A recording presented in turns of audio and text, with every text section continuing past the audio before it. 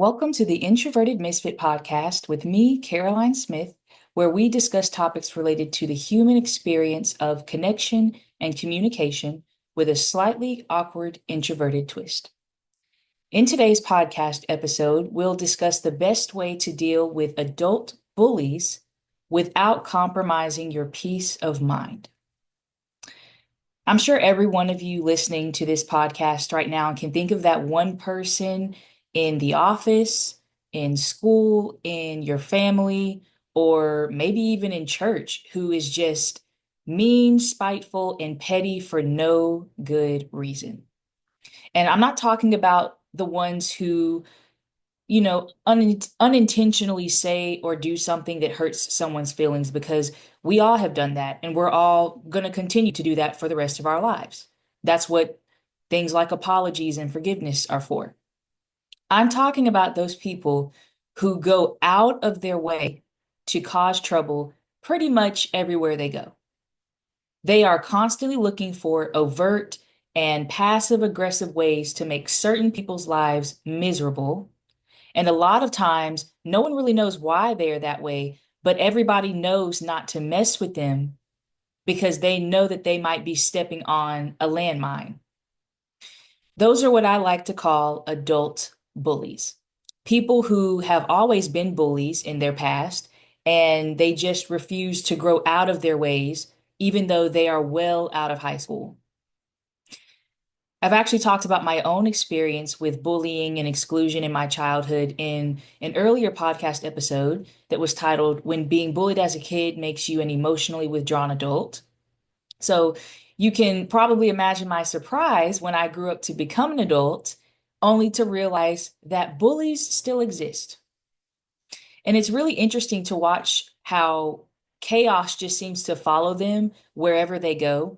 And even though the chaos is clearly visible to everyone else, as well as the source of that chaos, the bully either can't see it, they don't want to see it, or they do see it, but they don't care. But this episode is not going to be about how you can make them have some self-awareness, because you can't really make anyone do anything, right? Today, we're going to focus on how you can navigate having to work and interact with them in a way that preserves your peace of mind. And I'm going to start by giving you my general advice for dealing with adult bullies. Don't, don't, don't even entertain the antics of these adult bullies at all. That would be my general advice if someone were asking me. But of course, the answer is not always that simple. So, to supplement that answer, we're going to spend the rest of this episode exploring what's at the root of the bullying behavior, what not to do in response to this behavior, and what you should do instead in response to this behavior. Let's start with getting to the root of this bullying behavior. I'm sure you've heard the saying, hurt people hurt people. And in a lot of cases, I think that's true, particularly in the case of the adult bully. It's certainly not the case for everyone, because I've known some people who have been hurt and they actually internalize the pain instead of externalize it, which means that they are typically more anxious and withdrawn rather than destructive and aggressive to others, i.e., bullying. So, in other words, the internalizers tend to be mean to themselves, and the externalizers tend to be mean to everyone else. And what I've seen in my own indirect and direct experiences with bullies is that a lot of times something terrible has happened in their lives. And that terrible thing has usually happened a long time ago in childhood, when they were in their most formative years of life and their brain was just trying to adapt to those terrible situations and those terrible events. So because they had no control over those terrible things that happened to them, they now feel like they must have control over everyone else in their lives, including you. And the methods that they use to gain control include purposeful rumor spreading, messy and passive aggressive behavior, just overall having a mean and nasty attitude about everything and being very demanding and snappy. The key thing you need to remember is that their behavior has nothing to do with you and it has everything to do with them. Their behavior is a defense mechanism in response to the terrible events that they've endured in their past. It's kind of like that character Ebenezer Scrooge from A Christmas Carol, which is my favorite Christmas movie. And if you've never seen that movie, you should definitely go watch it, especially since Christmas is coming up on us very soon. But to give you a summary, in this movie, Scrooge, the main character, is a terribly mean old man. He's mean to everyone. He's mean to his employees. He's mean to all of the children in the neighborhood who are just trying to play and be joyful. He's mean to strangers. He's mean to his family. He's mean to everyone. And you don't actually discover why he is the way that he is until later on in the movie when we discover that his childhood was full of abandonment, emotional neglect, abuse, and exclusion from other kids. And then at that point, everything about his personality and his life starts to make a lot of sense. And if you really want to get technical, their behavior, the bullying behavior, it actually makes perfect sense from a technical perspective. And I'm in no way justifying the behavior. I'm just saying that when you think about it, their brain is doing exactly what it was meant to do. It's trying to adapt to very harmful circumstances in the best way it knows how, so that it can keep you alive and keep you safe. So their brain is basically saying, you are unsafe in this environment, so I'm going to make you do things that will keep you safe, even if it means hurting others in the process. In other words, the people who you are surrounded by don't care about you. So I'm going to make it so that you only care about yourself because that's the only way that you're going to survive in this kind of environment with these kinds of people. That's what's generally going on in the mind of a bully, especially an adult bully. My grandmother, who is 96, she's either 95 or 96 years old this year, but she was a public school teacher for many decades. And she always used to tell me and my sisters that whenever she saw students who were always acting out and they could never stay out of trouble, 9 times out of 10, you could look at their home life and the child's behavior starts to make a lot more sense. Now, I'm not trying to say that it's your job to figure out exactly what's going on in their minds, but I'm just trying to drive home the point that there is nothing wrong with you that makes their behavior right or acceptable. Remember, their behavior is not about you, it's about them and their past pain. So the first step is to release your feelings of shame and low self-worth that these bullies are making you feel because it's not about you. The second point that I wanted to cover is what not to do in response to this bullying behavior. And I'm going to say that I think generally you should not engage in low EQ tactics. EQ is emotional intelligence. So do not engage in low emotionally intelligent behavior. And that means two things. Do not respond with equally low behavior and don't try to stay on their good side at the expense of others. Now let's start with that first point. Have you ever heard the saying, an eye for an eye makes the whole world blind? I think that that statement holds true here. And I want you to picture that one person who you have in your head who is a bully. And I want you to picture the chaos that you have witnessed them cause in everything they do. Now, can you imagine the type of schools, charities, medical care facilities, political establishments, churches, establishments in general Can you imagine what we would be fostering as a society if every single person were behaving just like that bully with low emotional intelligence? We wouldn't be able to function properly as a society without everybody just not doing well. So that's why I say that generally it is a bad idea to counter their low EQ behavior with equally low EQ behavior. And that low EQ behavior is all of those behaviors that I mentioned earlier. The purposeful rumor spreading, the lies, the passive aggressive ways of bullying, the direct ways of bullying, all of that stuff that it does no good for anybody. And then the second point in this second segment is don't try to stay on their good side at the expense of other people. And the key there is at the expense of other people. So I'm not saying that you shouldn't be um, cordial and, as respectful as possible to them. I'm saying don't do it at the expense of other people. So don't go into this thinking that teaming up with them is going to keep you safe.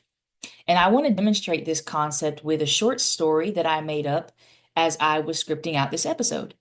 And it's about the conniving tiger and the naive deer. One day, the tiger goes on the hunt for prey and it finds a lone, naive deer. The deer makes a deal with the tiger and it goes like this.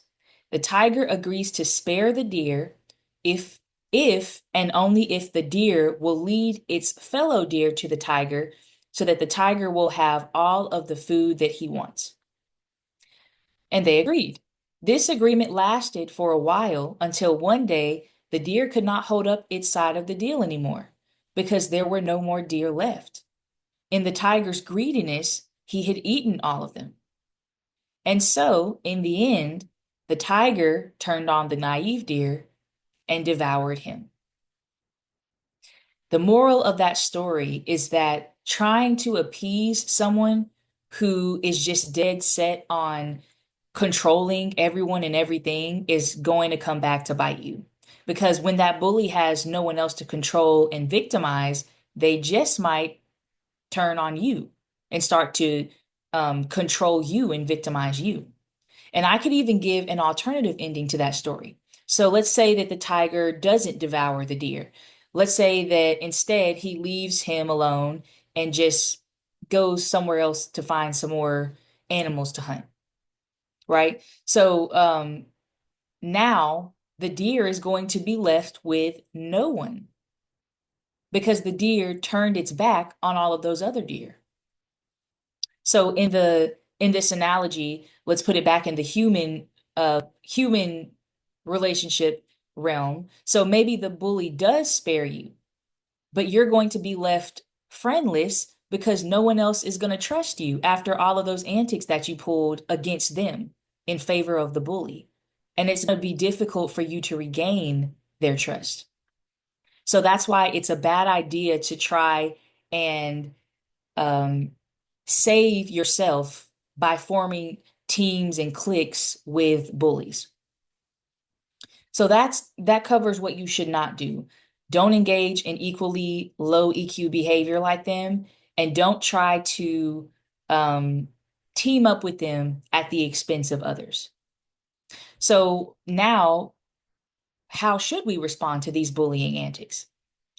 Well, we already talked about how responding with low EQ behavior is a recipe for disaster. So instead, I've got two options that I think are much better.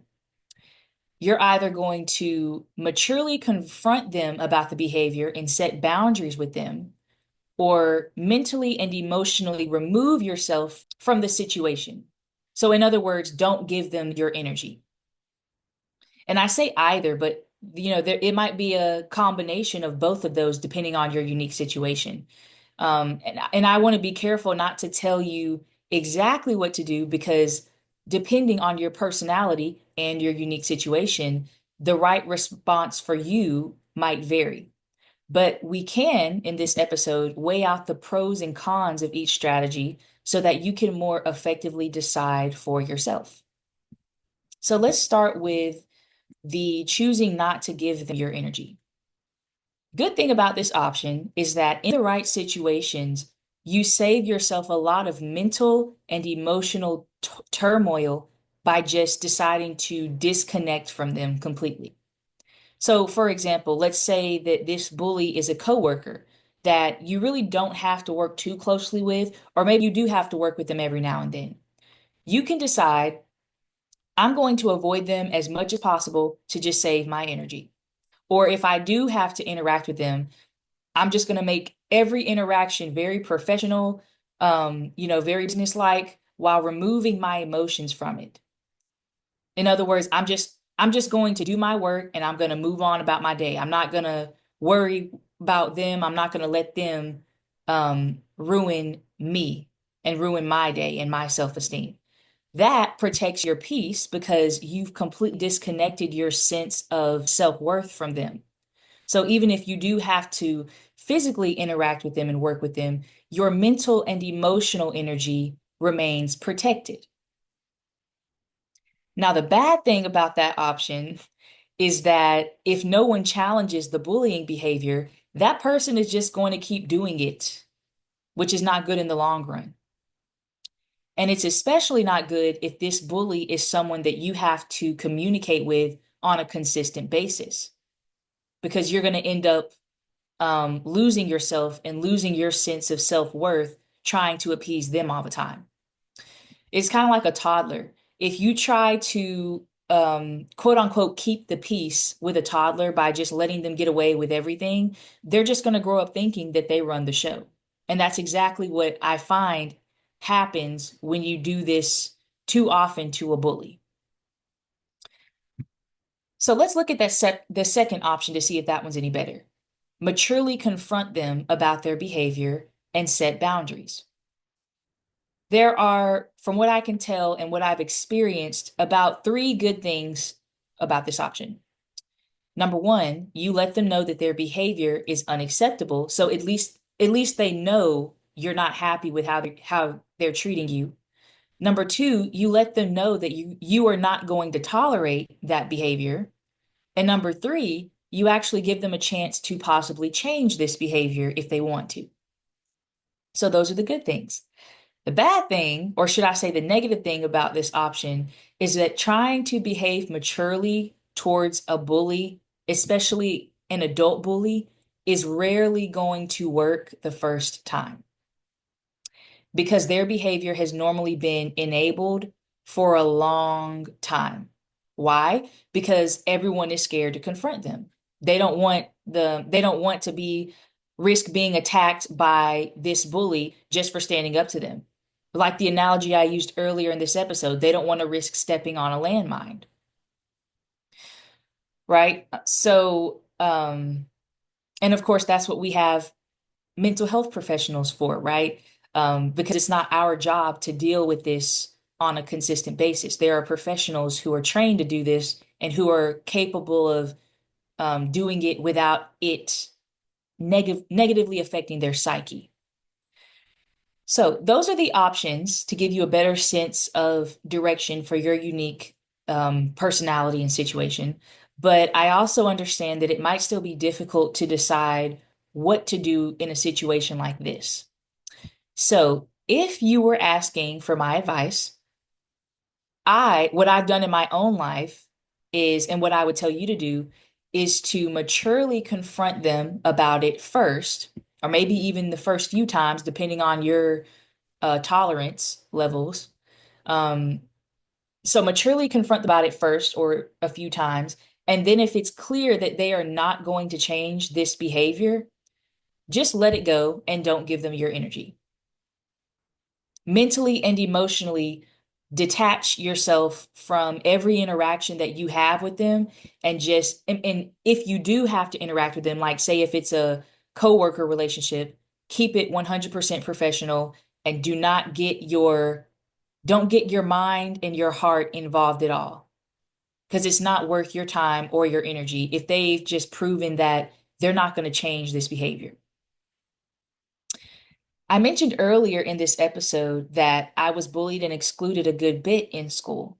And as a result, I became a very emotionally withdrawn adult who struggled with severe social anxiety to the point where my counselor at the time was actually going to refer me to a psychiatrist to be medicated, which I ended up not doing. And as someone who knows firsthand how social anxiety and conflict avoidance go hand in hand, like 99% of the time, I struggled with confronting people in my adulthood who who I now know definitely deserved to be confronted about their bullying behavior. But when I finally did overcome my social anxiety and my fear of conflict to become the socially confident and introverted woman that I am today, I can finally say that I have experienced the true freedom that true freedom for the first time in my life. And if that story sounds anything like you can actually work with me one on one in my 12-week coaching program for socially awkward and anxious introverts called Communicate with Quiet Confidence. And in that program, you'll not only learn how to approach conflicts and set boundaries with bullies and, just other people in your life. Because, setting boundaries and conflict is not just for bullies. Everyone is going to have internal and external conflict at some point in their life in some relationships, right? And this program where you work with me one on one is going to teach you um, those aspects of conflict resolution and confronting people, as well as just getting to the roots of your social anxiety and improving your social awkwardness, overcoming your social awkwardness and improving your social and communication skills so that you can have a thriving social life even as an introvert. And you can learn everything that you need to know about that program by going to theintrovertedmisfit.com/coaching, or you can check the link in the description of this podcast episode. And that's all for today. As always, if you enjoyed this talk, please do not forget to hit the follow or subscribe button, leave a review and or comment, whether you're tuning in on YouTube, Spotify, Apple Podcasts, or wherever you get your podcasts from, and share this podcast with a friend. Thanks for listening and have a great day.